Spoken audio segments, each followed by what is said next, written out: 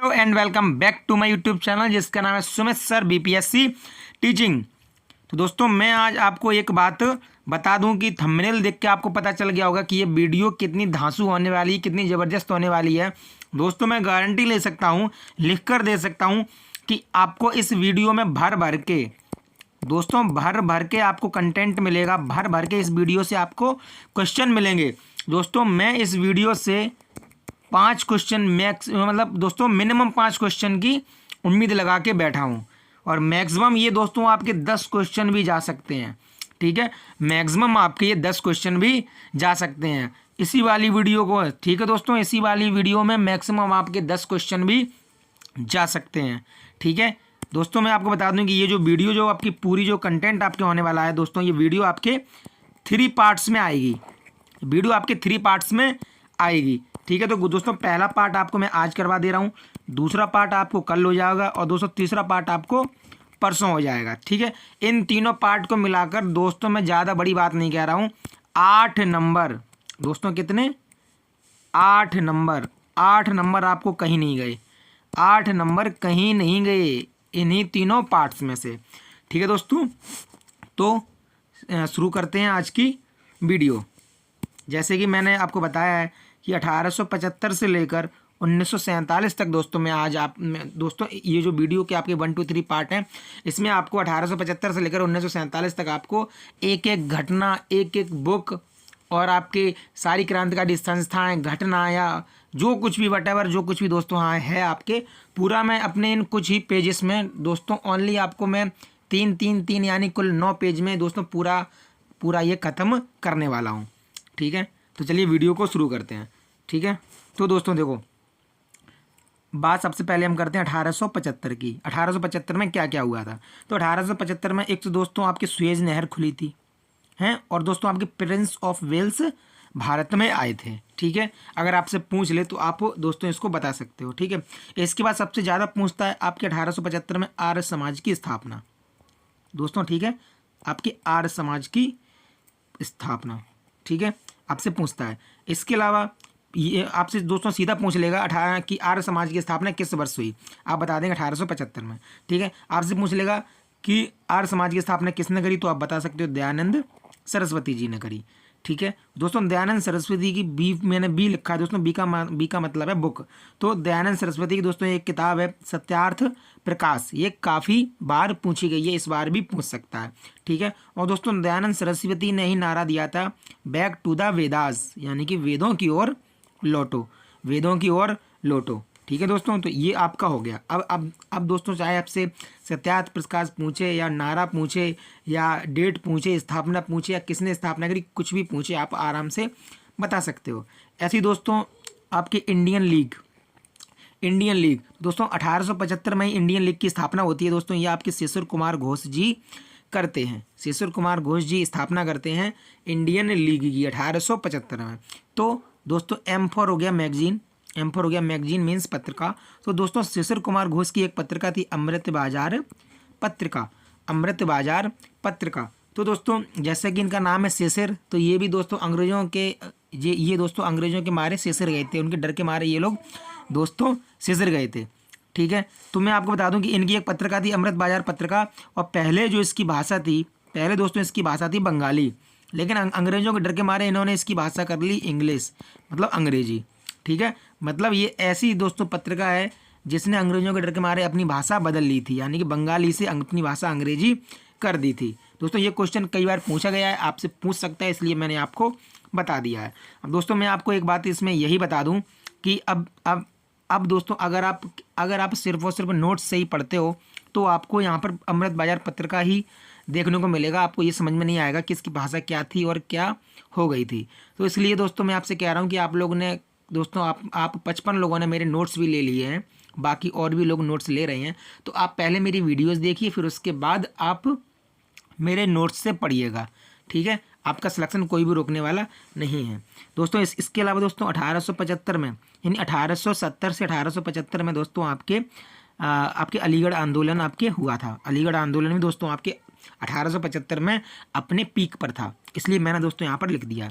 इसके अलावा theosophical society theosophical society की स्थापना भी 1875 में ही madam Blavatsky and colonel Olcott के द्वारा अमेरिका के मतलब यूएसए के न्यूयॉर्क में हुई थी। ठीक है, यूएसए के न्यूयॉर्क में हुई थी। दोस्तों आप देख सकते हो 1875 में दोस्तों जितनी भी घटनाएं आपकी हुई हैं सारी की सारी घटना मैं आपके सामने लेकर आया हूं।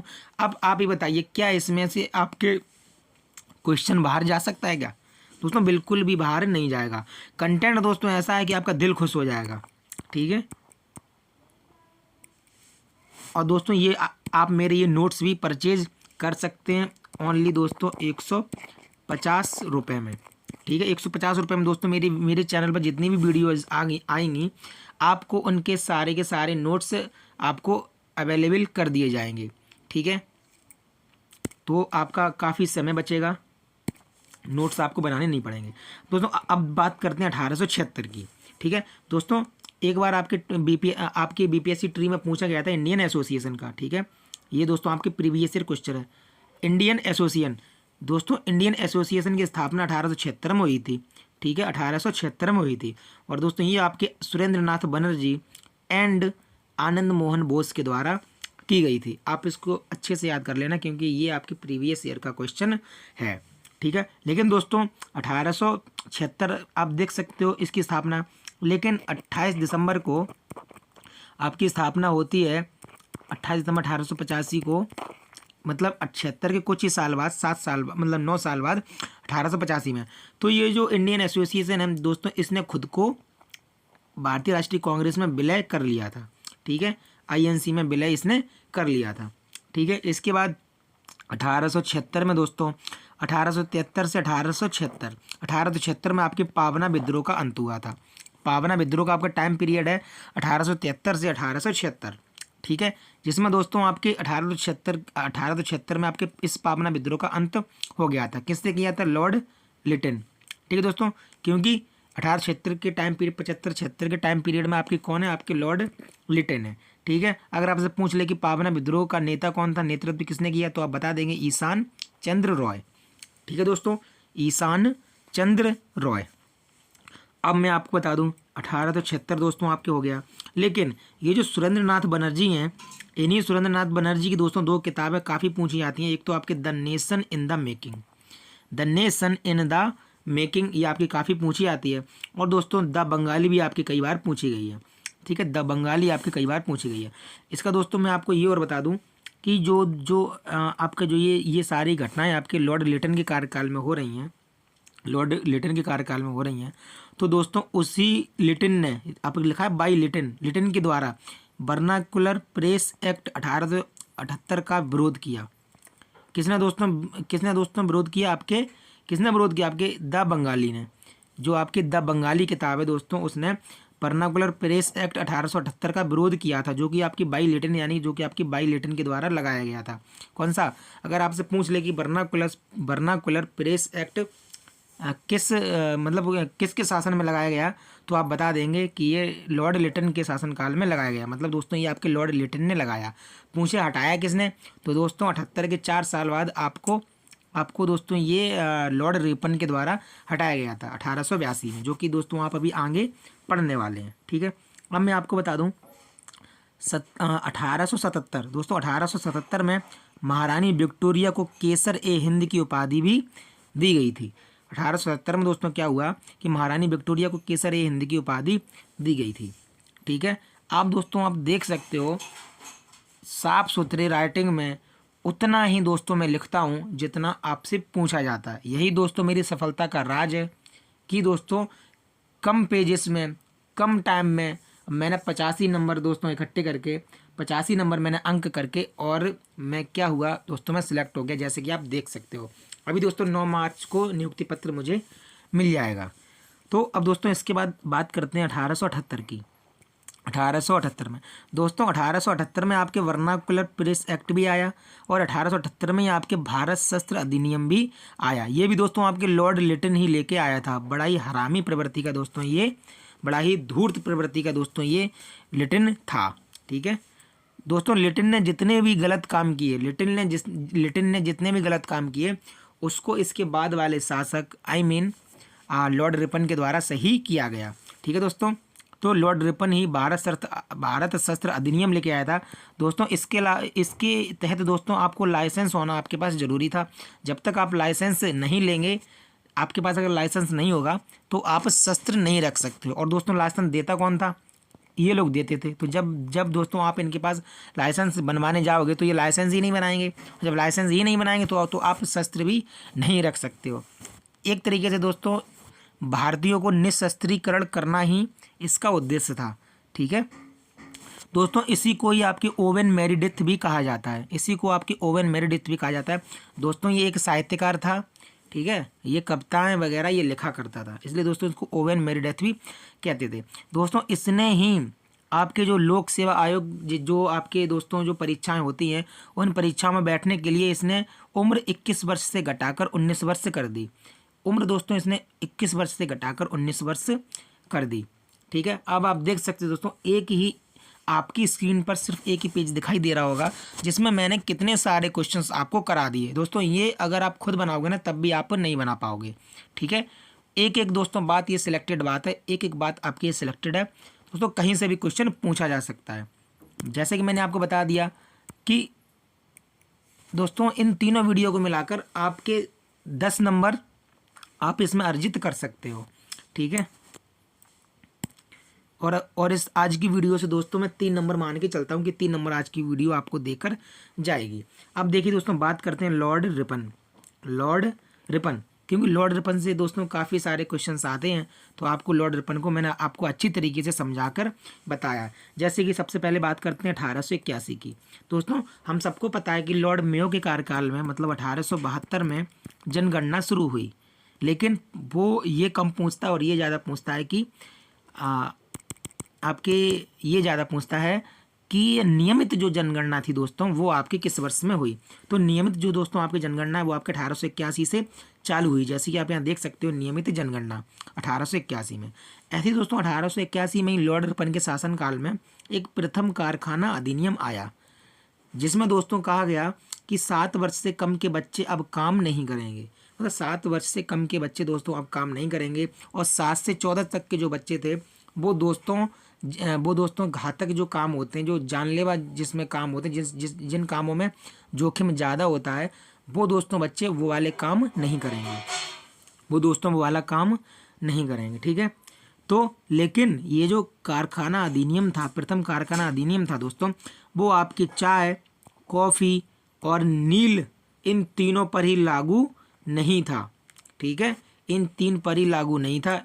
ठीक है, ये आपको मैं अगर आपसे पूछ ले कि रिपन के शासनकाल में आया प्रथम कारखाना अधिनियम निम्न में से किन चीज़ों पर लागू नहीं था, तो आपको पता होना चाहिए। क्वेश्चन बीपीएससी का कोई मूड नहीं पता पूछ सकता है।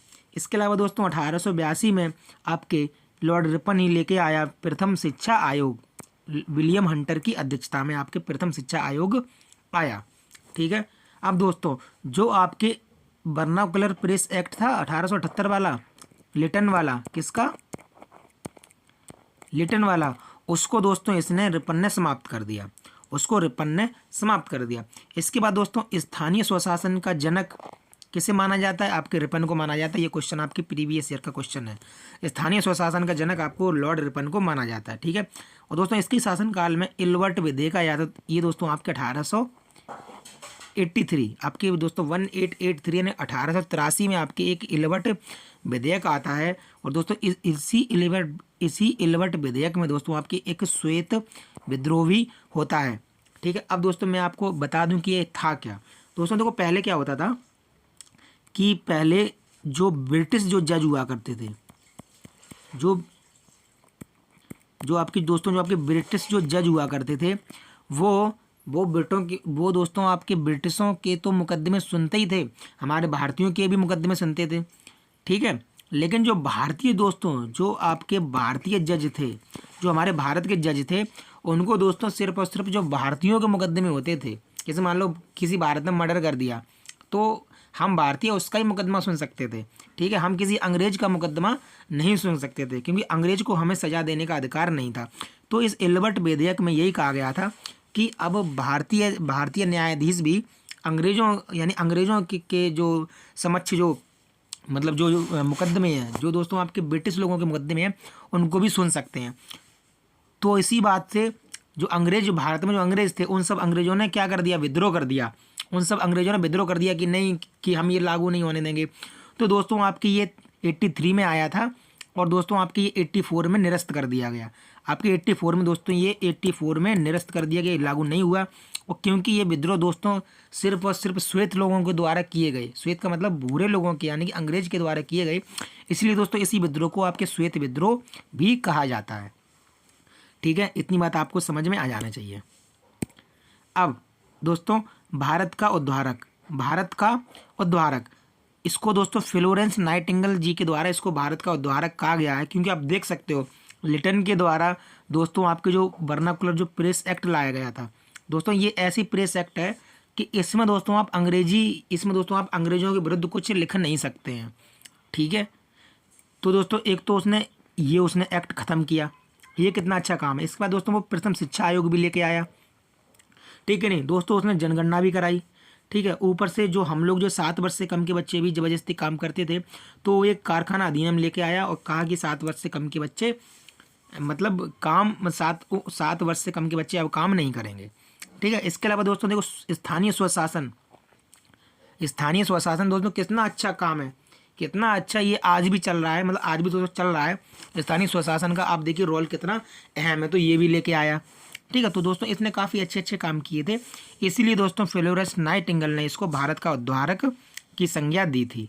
ठीक है, यहाँ तक कि ब्रिटिश काल में जो भारत हमारा था दोस्तों, ब्रिटिश कालीन भारत का इसको स्वर्ण युग भी कहा जाता है। 80 से 84 का दोस्तों आपको ये स्वर्ण युग इसको कहा जाता है। ठीक है, तो ये दोस्तों आपका हो गया आज का एक पेज। ठीक है, तो दोस्तों बढ़ते हैं आज के दूसरे पेज की तरफ।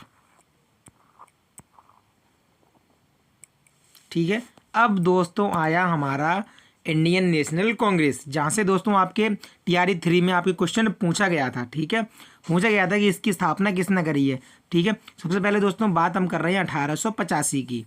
ठीक है, 1885 1885 दोस्तों इंडियन नेशनल कांग्रेस, भारतीय राष्ट्रीय कांग्रेस, इसकी स्थापना दोस्तों आपके A.O. ह्यूम के द्वारा दोस्तों ये आपके स्थापना की गई थी। ठीक है, और दोस्तों इसकी जो स्थापना थी वो आपके 28 दिसंबर 1885 में हुई थी, गोकुलदास तेजपाल संस्कृत कॉलेज में, गोकुलदास तेजपाल संस्कृत कॉलेज में। दोस्तों ये आपके पहले आपके ये होने वाला था पुणे में। वहाँ दोस्तों आपके क्या फैल गया था, वो दोस्तों वहाँ आपके फैल गया था प्लेग नामक एक महामारी आपके फैल गई थी, जो कि दोस्तों आपके चूहे से फैलती है। ठीक है, तो इसमें आपका जो पहला अधिवेशन था दोस्तों आप गोकुलदास तेजपाल संस्कृत कॉलेज में हुआ था, जो कि आपके तत्कालीन बॉम्बे और दोस्तों वर्तमान मुंबई। ठीक है, दोस्तों आपके बॉम्बे में हुआ था। तो इसके बाद इसमें आपके टोटल 72 प्रतिभागियों ने भाग लिया था। कितने ने भाग लिया था? 72 प्रतिभागियों ने दोस्तों इसमें भाग लिया था। आपको दोस्तों एक तो आपको ये याद रखना है, और दूसरा आपको याद रखना है एक सविनय अवज्ञा आंदोलन। इसमें दोस्तों आपके 78 + 1 यानी टोटल 79 लोगों ने दोस्तों आपके भाग लिया था। ठीक है, 78 + 1 मतलब दोस्तों ये जो आपके जो आपके सविनय अवज्ञा आंदोलन में नहीं दोस्तों, ये सविनय अवज्ञा आंदोलन के साथ में जो आपके दांडी मार्च हुई थी, आपके दोस्तों जो दांडी मार्च हुई थी दोस्तों, उसमें गांधी जी अपने 78 अनुयायियों के साथ गए थे। ठीक है, आपको दोस्तों इतना आपको याद रखना है। ठीक है, और दोस्तों इसके जो पहले हमारे जो अधिवेशन के अध्यक्ष थे वो दोस्तों आपके व्योमेश चंद्र बनर्जी जी थे। ठीक है दोस्तों, भारतीय राष्ट्रीय कांग्रेस को क्या कहा जाता है? ये दोस्तों कहा जाता है डफरिन के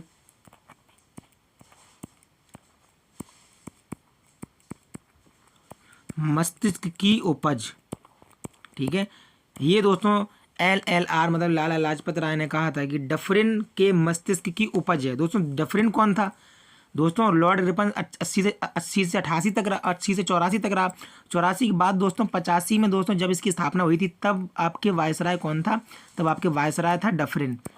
इसीलिए दोस्तों ये आपके डफरिन था, इसलिए दोस्तों भारतीय राष्ट्रीय कांग्रेस को डफरिन के दिमाग की उपज कहा गया था। ठीक है, तो इतना हो गया। अब दोस्तों बात करते हैं 1885 में आपके बॉम्बे प्रेसिडेंसी एसोसिएशन की स्थापना भी होती है। बॉम्बे प्रेसिडेंसी एसोसिएशन की स्थापना भी होती है, जिसमें दोस्तों आपके फिरोज शाह मेहता, के.टी. तेलंग और बदरुद्दीन तैयब जी इसके स्थापना करते हैं। ठीक है दोस्तों आपके जो बदरुद्दीन तैयब जी हैं ये दोस्तों आईएनसी के आपके पहले मुस्लिम फर्स्ट आपके मुस्लिम प्रेसिडेंट हैं, मतलब फर्स्ट मुस्लिम चेयरमैन कह लो या प्रेसिडेंट कह लो या दोस्तों आप इसके अध्यक्ष कह लो। ठीक है, इन्होंने दोस्तों 1887 में इसकी अध्यक्षता की थी और अध्यक्षता करते ही ये आईएनसी के पहले मुस्लिम अध्यक्ष बन गए थे। ठीक है, तो बात कर रहे थे हम लोग बॉम्बे प्रेसिडेंसी एसोसिएशन की। इसकी स्थापना फिरोज शाह मेहता करते हैं, के.टी. तेलंग करते हैं, बदरुद्दीन तैयब जी करते हैं। ठीक है दोस्तों, फिरोज शाह मेहता की एक बड़ी फेमस किताब है बॉम्बे क्रॉनिकल। ये दोस्तों काफ़ी पूछी जाती है, इसलिए मैंने यहाँ पर हाईलाइट भी कर दी है। बॉम्बे क्रॉनिकल पत्रिका किसने की थी? तो दोस्तों आप बता देंगे फिरोज शाह मेहता की थी।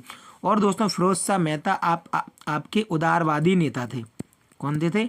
उदारवादी नेता थे। ठीक है, यानी कि नरम दल के नेता थे। ठीक है दोस्तों, जैसे कि मैंने आपको अभी बताया कि ये जो बदरुद्दीन तैयब जी थे ये first Muslim president of INC in 1887। ठीक है, मतलब ये फर्स्ट मुस्लिम प्रेसिडेंट ऑफ भारतीय राष्ट्रीय कांग्रेस मतलब इंडियन नेशनल कांग्रेस इन 1887। ठीक है दोस्तों, इसके बाद हम लोग बात करते हैं दोस्तों, अगर आपको वीडियो पसंद आ रही हो तो प्लीज़ वीडियो को अभी लाइक कर दो। ऐसा कंटेंट आपको किसी भी चैनल पर नहीं मिलेगा। अगर मिल जाए तो आप मुझे कह दो। जो दोस्तों आपसे 1000 रुपये ले रहा है ना, वो भी दोस्तों आपको ऐसा कंटेंट नहीं देगा। वो आपको भर कर 50 वीडियो भर देगा और उसमें से भी दोस्तों आपका पढ़ने का मन ही नहीं करेगा। ठीक है, आपका पढ़ने का मन नहीं करेगा। सुबह से शाम नहीं रात हो जाएगी, आप लिखते रहोगे। ठीक है, आप ग्रंथ एक लिखते रहोगे और उसमें से आएगा कुछ नहीं दोस्तों। यहाँ से ही क्वेश्चन आता है और दोस्तों मैं आपको साथ साथ में बताते भी चलता हूँ कि कहाँ से उसने प्रश्न पूछे थे। दोस्तों आपको इन्हीं में से आपको कई सारे प्रीवियस ईयर क्वेश्चन मिल जाएंगे, जैसे जैसे मिलते जा रहे हैं मैं आपको दिखाते भी जा रहा हूँ। ठीक है दोस्तों, अब 1887 में बात करते हैं कि आपके देव समाज की स्थापना होती है कहाँ? लाहौर में। दोस्तों लाहौर अब पाकिस्तान में है, लेकिन तब दोस्तों लाहौर कहाँ था? हमारे भारत में ही था, क्योंकि पाकिस्तानी भारत में था। ठीक है, तो दोस्तों देव समाज की स्थापना आपके पंडित शिव नारायण अग्निहोत्री के द्वारा की जाती है। और दोस्तों ये देव समाज की स्थापना करने से पहले ये ब्रह्म समाज के दोस्तों ये ब्रह्म समाज के वो थे, सदस्य थे, एक मेंबर थे। ठीक है, ब्रह्म समाज की स्थापना दोस्तों आपके 1828 में होती है। राजा राम मोहन राय ने इसकी स्थापना की थी। ठीक है, इसके अलावा बात करते हैं इंडियन नेशनल सोशल कॉन्फ्रेंस। दोस्तों कांग्रेस नहीं है, कॉन्फ्रेंस है दोस्तों। क्या है? कॉन्फ्रेंस है, इंडियन नेशनल सोशल कॉन्फ्रेंस। ठीक है, महादेव गोविंद रानाडे के द्वारा दोस्तों इसकी स्थापना की जाती है। इंडियन नेशनल सोशल कॉन्फ्रेंस में महादेव गोविंद रानाडे प्लस आपके घनश्याम दास बिड़ला ये दोनों मिलकर इसकी स्थापना करते हैं। इतने दोस्तों आपको बात याद रखनी चाहिए। ठीक है, चलिए अब बढ़ते हैं दोस्तों अगले प्रश्न की तरफ।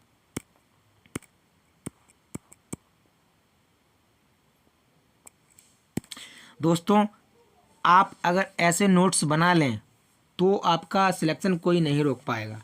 ठीक है, अगर आप नहीं बना पाए तो सिर्फ और सिर्फ आप मुझे 150 मुझे पे कीजिएगा। दोस्तों ऑलरेडी 55 लोग ये मेरे पेड बैच में जुड़ चुके हैं, जो दोस्तों मात्र अपनी एक्स्ट्रा सहूलियत के लिए 150 रुपये दिए हैं, जिनको सिर्फ वीडियो देखना है और दोस्तों रिवीजन करने के लिए आपको ये नोट्स मैं आपको प्रोवाइड कर दूंगा। ठीक है, जब भी आपका पेपर हो तो आपको पूरा मेरी वीडियो नहीं देखना है, यही आपको नोट्स देख लेने, आपका काम हो जाएगा। दोस्तों बहुत ही सस्ती दामों में ओनली 150 में मैं आपको अपने नोट्स दे रहा हूँ।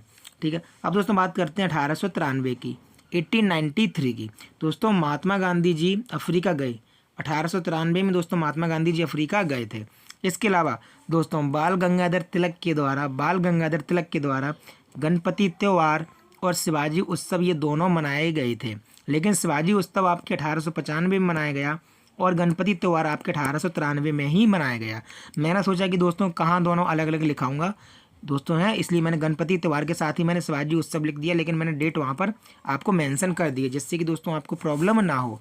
तो 1893 में सबसे पहले गणपति त्यौहार महाराष्ट्र में दोस्तों मनाना चालू किया गया बाल गंगाधर तिलक के द्वारा, लोकमान्य बाल गंगाधर तिलक के द्वारा। उसके दोस्तों 2 साल बाद 1895 में शिवाजी उत्सव भी बाल गंगाधर तिलक के द्वारा मनाया जाने लगा। ठीक है, अब दोस्तों बात करते हैं हम लोग काफ़ी इम्पोर्टेंट 1896 की दोस्तों हम लोग बात करते हैं 1896 की। 1896 में क्या हुआ था दोस्तों? 1896 में आपका INC का अधिवेशन हुआ था, INC का अधिवेशन हुआ था, कलकत्ता अधिवेशन। ठीक है, इसकी आपकी जो अध्यक्षता दी थी वो आपके रहीमतुल्लाह सयानी जी के द्वारा की गई थी। और ये दोस्तों इसलिए मैंने यहाँ मेंशन किया है क्योंकि इसी अधिवेशन में पहली बार वंदे मातरम गाया गया था, वंदे मातरम गाया गया पहली बार। ठीक है, आपको इसलिए मैंने यहाँ पर दोस्तों मेंशन कर दिया है।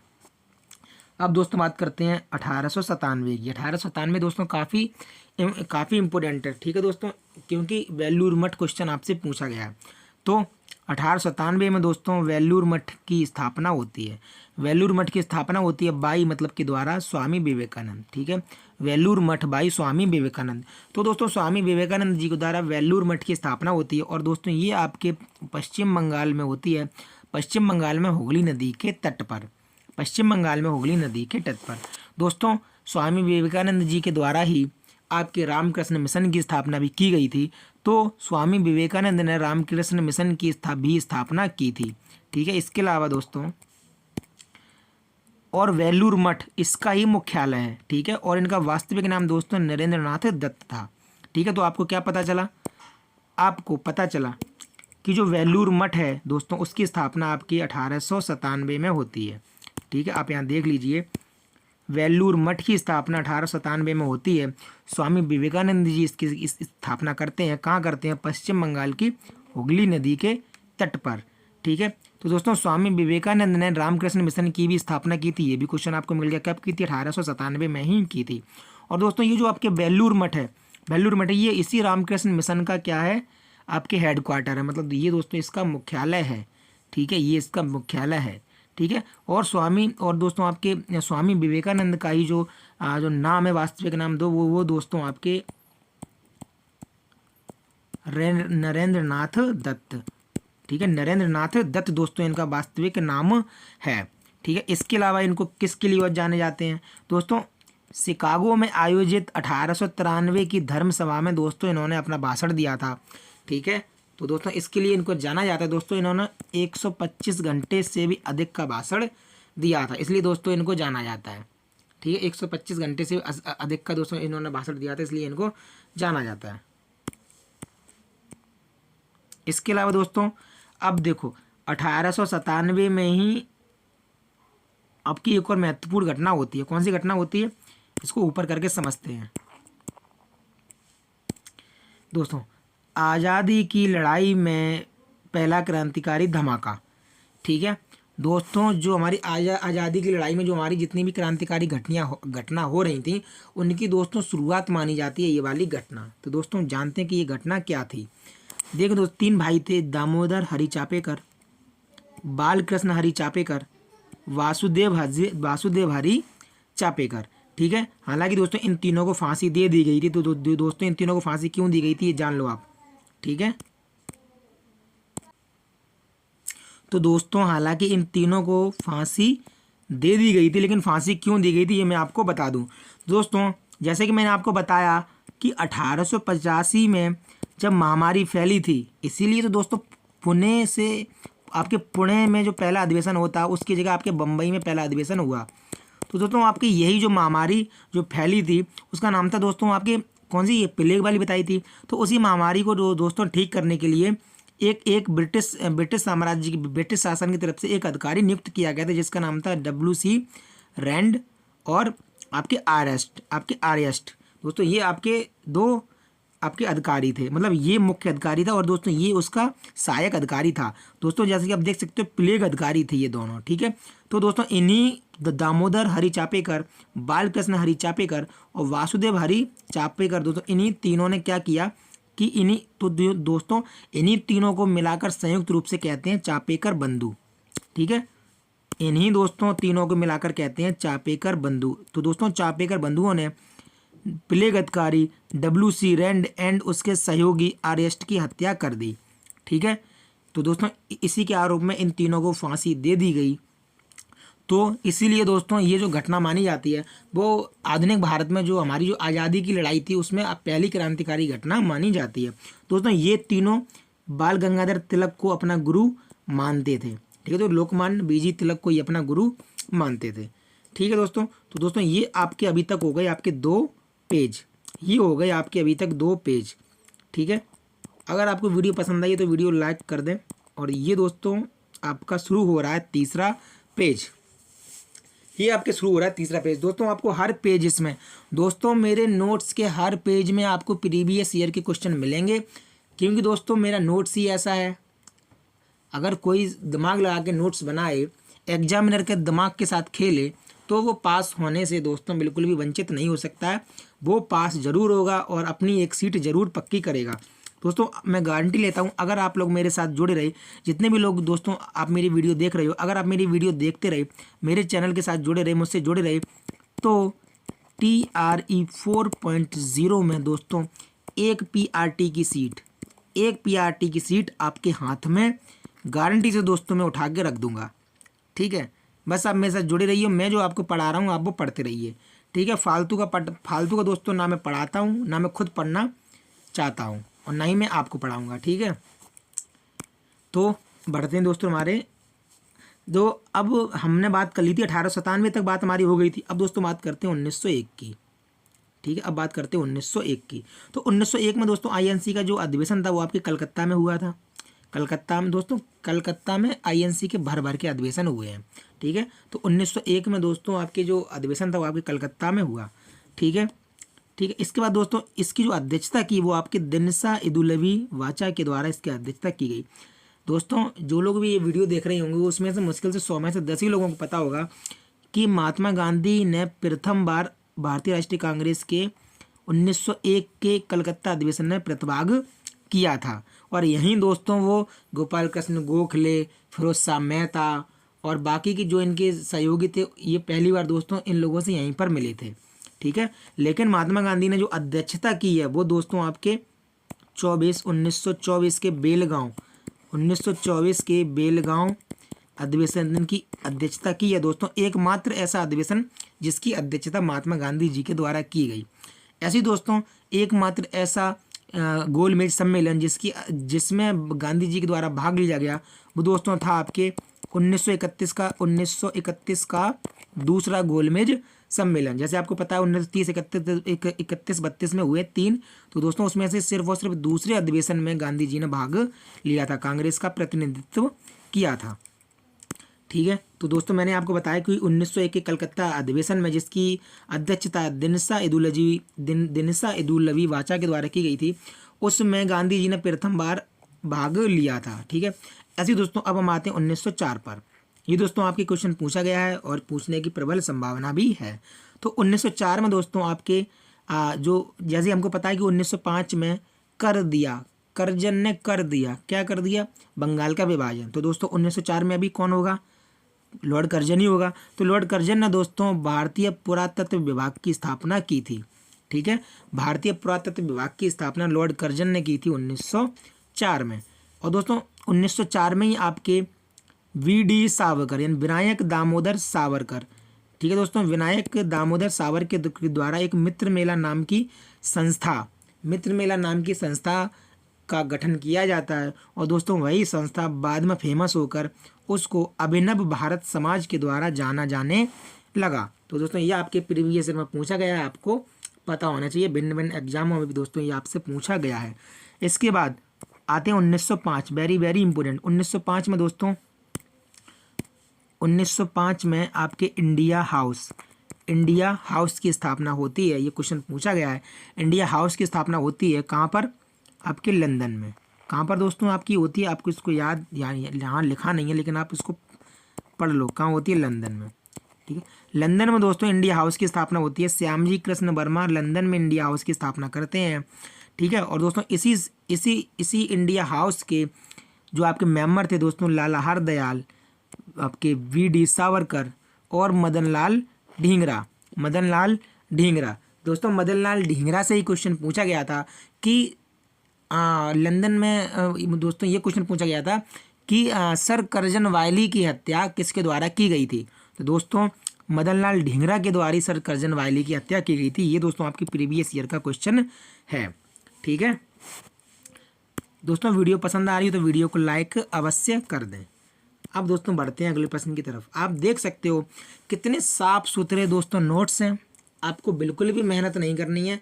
आपको मैं दोस्तों सुबह से शाम तक का पूरा टाइम आपका बचा दूंगा।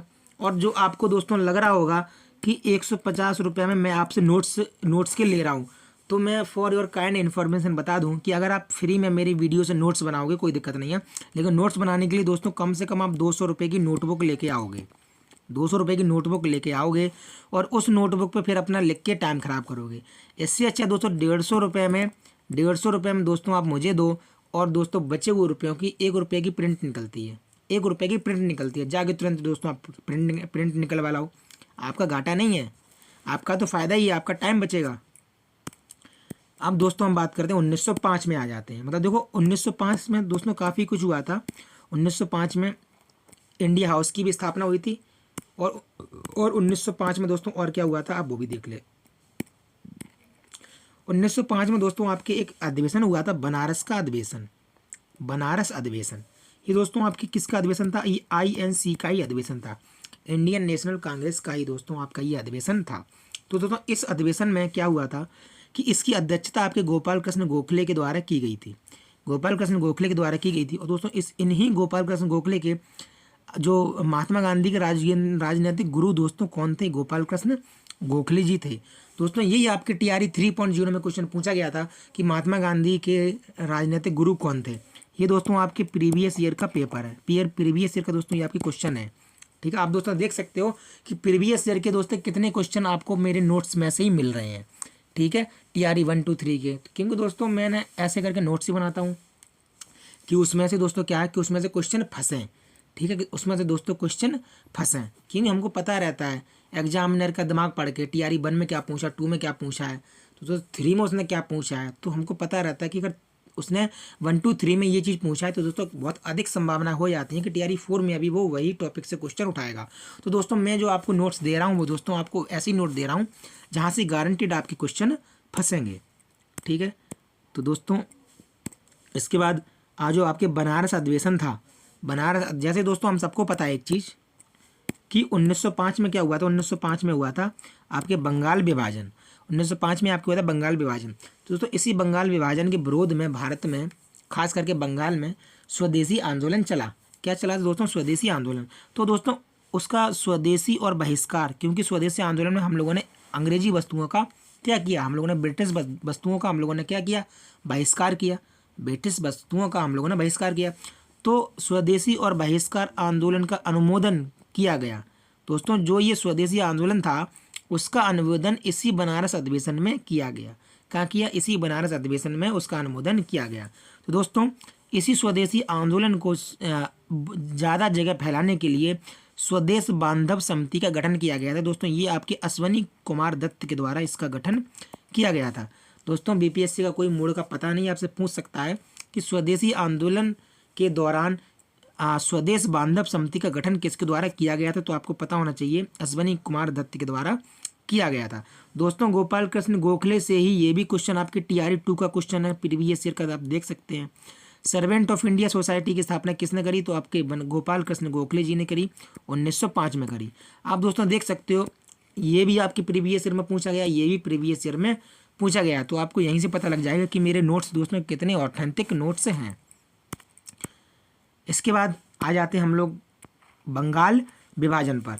ठीक है, यहाँ से भी क्वेश्चन आपके पूछा गया था, ये वाला 16 अक्टूबर 1905 वाला, ये आपकी प्रीवियस ईयर का दोस्तों आपकी क्वेश्चन है। ठीक है, पूछा गया था बंगाल विभाजन कब प्रभावी हुआ। एक मिनट दोस्तों मैं पानी पी लेता हूँ।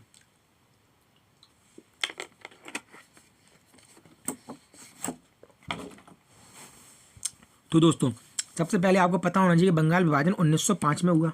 कब हुआ? 1905 में हुआ। तत्कालीन दोस्तों किस वायसराय के कार्यकाल में हुआ? आपके लॉर्ड कर्जन के कार्यकाल में हुआ। ठीक है, ऐसे दोस्तों इसकी जो घोषणा हुई थी वो दोस्तों 20 जुलाई 1905 को हुई थी। 20 जुलाई 1905 को हुई थी, लेकिन ये प्रभाव में कब आया? ये दोस्तों 16 अक्टूबर 1905 को ये दोस्तों आपके प्रभाव में आया।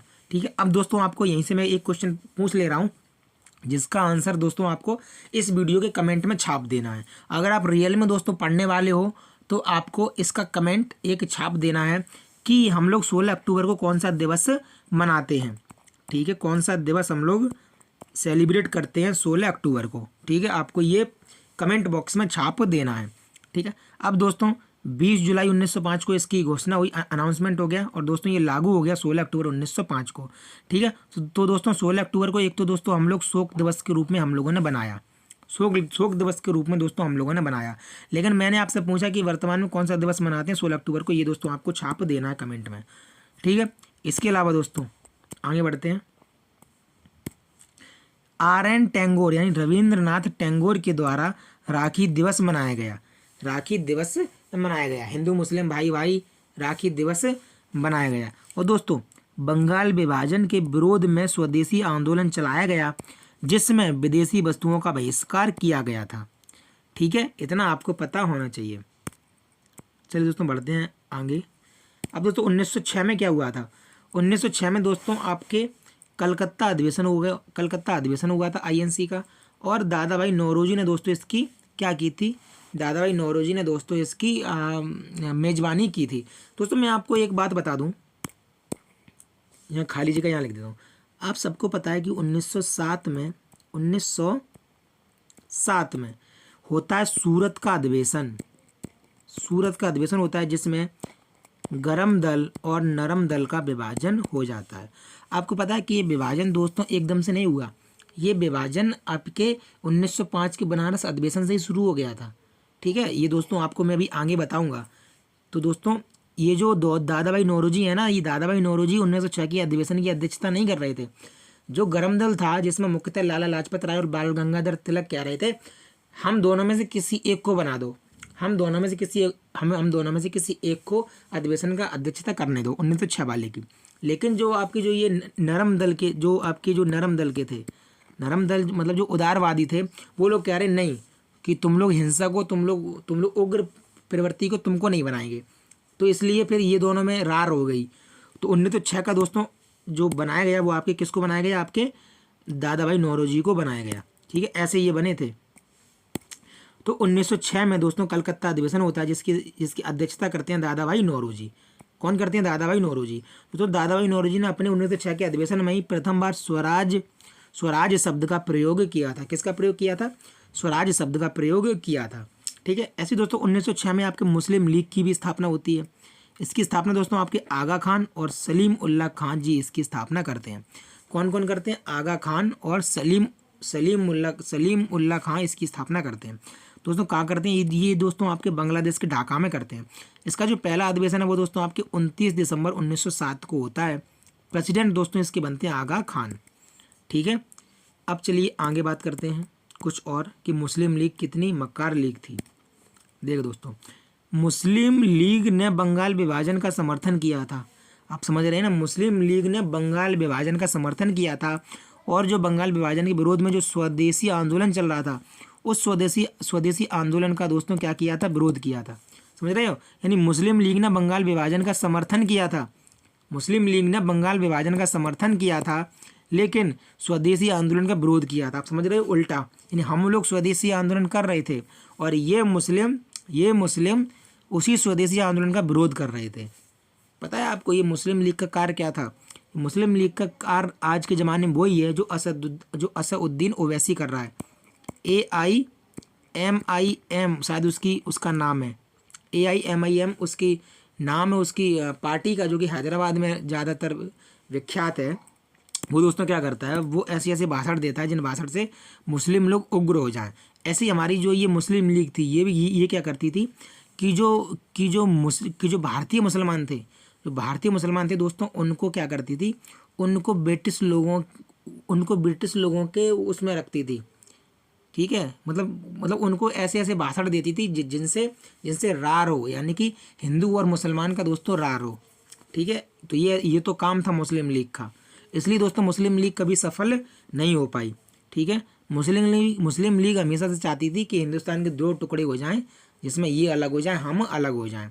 तभी तो दोस्तों बंगाल विभाजन जैसे बीभत्स निर्णय का उसने समर्थन किया। ठीक है, अब दोस्तों हम लोग बात करते हैं 1907 के सूरत अधिवेशन की। तो 1907 में दोस्तों आपके सूरत अधिवेशन होता है, जिसकी अध्यक्षता करते हैं रास बिहारी घोष।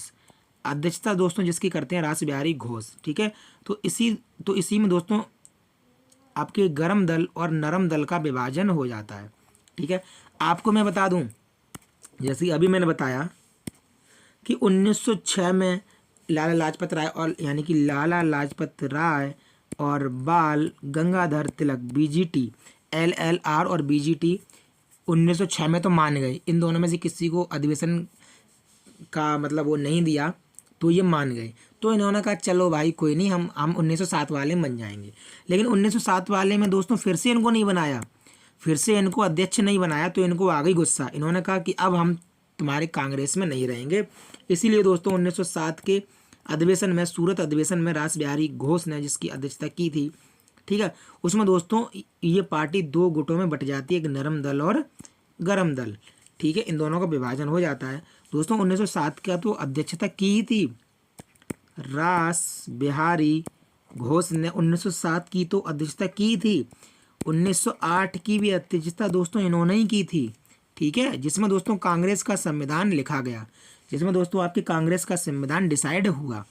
ठीक है, तो मैं क्या बता रहा था कि नरम दल और गरम दल में दोस्तों ये दोनों डिवाइड हो गई थी। 1907 में डिवाइड हुए, लेकिन 1916 के लखनऊ अधिवेशन में जिसकी अध्यक्षता आपके RC मजूमदार के द्वारा की गई थी, उसमें दोस्तों 1916 में इन दोनों का पैचअप हो जाता है। और जबकि इन दोनों का ही नहीं होता है, मतलब गरम दल प्लस दोस्तों नरम दल प्लस मुस्लिम लीग, इन तीनों का पैचअप हो जाता है। ये तीनों दोस्तों यार मौसेरे भाई बन जाते हैं। ठीक है दोस्तों, ये दोस्तों आपके तीनों का पैचअप होता है। नरम दल गरम दल का तो होता है, ये मुस्लिम लीग का भी पैचअप होता है। और दोस्तों इसी पैचअप में 1916 में कितनी बड़ी गलती की कांग्रेस ने कि मुस्लिम लीग के जो 1909 में जो पृथक निर्वाचन प्रणाली आई थी, उसका डिसीजन मान्य कर लिया। ठीक है, मुस्लिम लीग को मान्य कर दिया कि हम तुम्हारे पृथक निर्वाचन प्रणाली वाले फैसले को हम लोग मान्य करते हैं। देखो कितनी बड़ी गलती की थी ये INC के द्वारा, कितनी बड़ी गलती की गई थी। तो दोस्तों 1907 में क्या हुआ था, और हाँ तो दोस्तों इसकी शुरुआत 1905 के बनारस कांग्रेस अधिवेशन में ही हो गई थी, क्योंकि बीजी तिलक ने उदारवादियों की याचिका एवं याचना की नीति को कड़ा विरोध किया था। क्योंकि देखिए दोस्तों, इसके बारे में आपको बता दूं, ये क्या था। 1885 में स्थापना होती है INC की। ठीक है, और 1885 से लेकर दोस्तों 1905 तक 20 सालों में कुछ नहीं कर पाए थे ये लोग। हमारे जो उदारवादी नेता थे वो दोस्तों भीख सी मांगते थे। वो दोस्तों भीख सी का मतलब जैसे कहा नहीं है, देखो कहानी क्या कहा है, बीजी तिलक ने 1905 के बनारस अधिवेशन में सबके सामने खड़े होकर कहा था, याचिका एवं याचना क्या होता है दोस्तों, एक तरीके से किसी से भीख मांगना, किसी के सामने मुंह भी नहीं खोल पाना। और लेकिन जो हमारे जो लाल बाल पाल बिपिन चंद्र पाल, बाल गंगाधर तिलक और लाला लाजपत राय, ये दोनों थे उग्र प्रवृत्ति के। ये दोनों कहते थे हम याचना नहीं करेंगे, हम तुमको मार के भगाएंगे और हम तुम्हारे हाथों से, तुम्हारे जबड़ों से स्वतंत्रता छीनेंगे। लेकिन जो हमारे उदारवादी नेता थे, उनका नाम ही है उदारवादी नेता, किसी से कुछ कहना ही नहीं है। तभी ना दोस्तों 20 सालों में कुछ काम हो पाया। 20 साल हो जाने के बाद भी दोस्तों 1905 का क्या कर दिया दोस्तों, 1905 का कितना बड़ा दंगा हो गया, पूरे बंगाल के 2 टुकड़े कर दिए। ठीक है, तो दोस्तों INC को होने और ना होने से क्या मतलब है। इसीलिए तो 1907 में ये लोग अलग हो गए। ठीक है, ये लोग अलग हो गए, यही नहीं दोस्तों, आपको एक और बात बताऊं, उस स्थापना होती है 1885 में और 1919, आप लगा लो आप, 15 साल ये और 19 साल वो, यानी कि 15 15 30 और 4 34, हम लोगों को 34 साल हो गए भारतीय राष्ट्रीय कांग्रेस की स्थापना किए हुए। उसके बाद भी दोस्तों 1919 में जलियांवाला बाग कांड हो गया, समझ रहे हो, यानी अंग्रेज यहाँ तक नहीं सुधरे। अब मुझे एक बात बताओ, 1919 में जलियांवाला बाग हत्याकांड कर दिया, 700 प्लस लोग मार दिए, जिसमें दोस्तों आपके वुमेन्स भी थे, चिल्ड्रन भी थे, आपके मैन भी थे, ठीक है, बीवी बच्चे आदमी सब लोग थे, हैं सब लोग थे। अब बताओ मुझे, तो ऐसी कांग्रेस का क्या फ़ायदा निकला फिर कि जलियांवाला बाग जैसा भीभत्स से नरसंहार कर दिया। हम लोगों ने 34 साल में इतनी साख नहीं बना पाई, इतना दबाव नहीं बना पाया कि ये हत्याकांड रुक जाता, ठीक है। तो दोस्तों मेन जो हमारी लड़ाई थी वो दोस्तों आपकी 1920 से शुरू होती है, ठीक है, 1920 से दोस्तों शुरू होती है। उससे पहले दोस्तों आपकी छुटपुट लड़ाइयाँ होती थी जिनका कोई महत्व नहीं था। तो दोस्तों आज की जो वीडियो वो थोड़ी लंबी हो सकती है, क्योंकि आप लोगों को लंबी वीडियो ही चाहिए थी दोस्तों। वैसे मैं आपको 2 पेज लेके आता था दोस्तों, आज मैं 3 पेज लेके आया हूँ, ठीक है। और आप देख सकते हो दोस्तों, एक बार मैं आपको फिर दिखा दूँ इसमें से प्रीवियस ईयर क्वेश्चन कौन कौन से हैं, ठीक है दोस्तों। प्रीवियस ईयर इसमें क्वेश्चन, पेन देखो, सत्यार्थ प्रकाश, ठीक है, सत्यार्थ प्रकाश। इसके अलावा आगे बढ़िए आप, ये इंडियन एसोसिएशन की स्थापना, 2 क्वेश्चन हो गए दोस्तों, 2 क्वेश्चन हुए। द बंगाली 3 क्वेश्चन हुए, ठीक है। इसके बाद लॉर्ड रिपन से एक क्वेश्चन आया था, मेरे को याद नहीं है, ठीक है।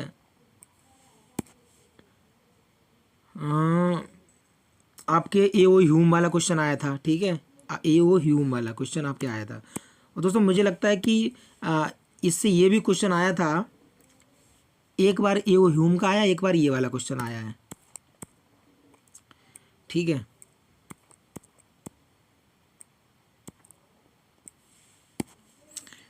इसके बाद दोस्तों आपके ये तो आपके पूछा ही गया था अभी, और आपके ये स्वामी विवेकानंद वाले से एक क्वेश्चन आपके आया था, ठीक है, एक क्वेश्चन इससे भी आया था।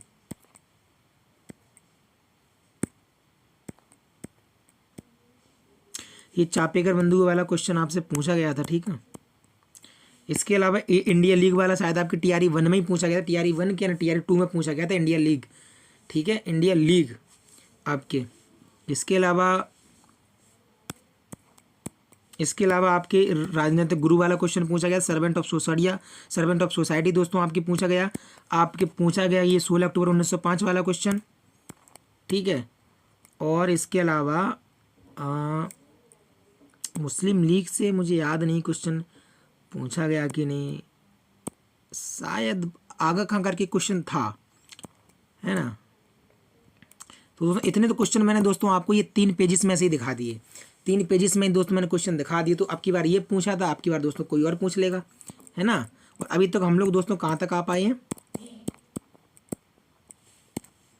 1875 से हम लोग दोस्तों 1907 तक आ पाए हैं, यानी 25 ये और 9 ये दोस्तों, हम 34 दोस्तों ईयर्स तक हम 34 दोस्तों ईयर तक हम लोग आ गए, ठीक है।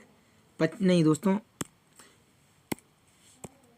1885 यानी 1875 से दोस्तों हमने वीडियो शुरू करी थी, तो 1875 और दोस्तों 1900 हम लोग 7 तक हमने पढ़ लिया था, ठीक है। तो 25 साल दोस्तों ये और 7 साल दोस्तों ये, तो 25 और 7 दोस्तों आपके 32 साल हो जाते हैं, ठीक है। आपके 32 साल दोस्तों हम पढ़ लिए। कल की दोस्तों वीडियो में आपको मिलेगा 1907 तो हो गया दोस्तों, अब आपको मिलेगा 1908 दोस्तों हम लोग शुरू करेंगे कहाँ से, खुदीराम बोस से, ठीक है, खुदीराम बोस से हम लोग शुरू करेंगे, और फिर आगे दोस्तों जितना भी आपके हो जाएगा हम लोग उतना करेंगे।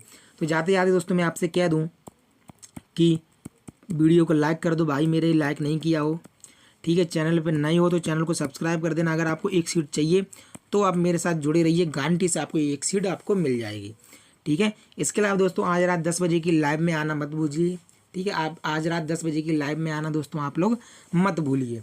तो मिलते हैं अगली वीडियो में, तब तक अपना पढ़ाई अच्छे से करते रहें, अपना ख्याल रखें और अपनी पढ़ाई को दोस्तों 4 चांद लगाने के लिए वीडियो को देखते रहें। जाते जाते दोस्तों अब फिर से बता दूं, अगर आपको नोट्स चाहिए हों, अगर आपको दोस्तों नोट्स चाहिए हों तो नंबर बता रहा हूं दोस्तों,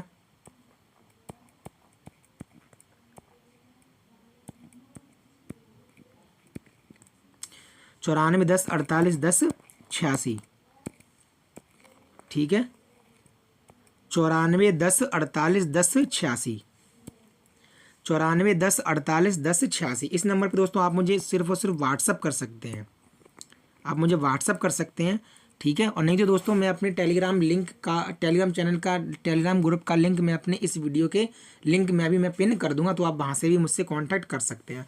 व्हाट्सअप पे चाहे तो दोस्तों आप मुझे 9410481086 पे आप मुझे कॉल, अब कॉल तो नहीं होगी दोस्तों, आप मुझे इस पर कॉल या मैसेज कर सकते हैं, लेकिन ओनली ऑन व्हाट्सअप पर। दोस्तों मिलते हैं अगली वीडियो में, तब तक अपना ख्याल रखें, वीडियो अच्छे से देखिए और तैयारी को अपने अच्छे से करते रहिएगा।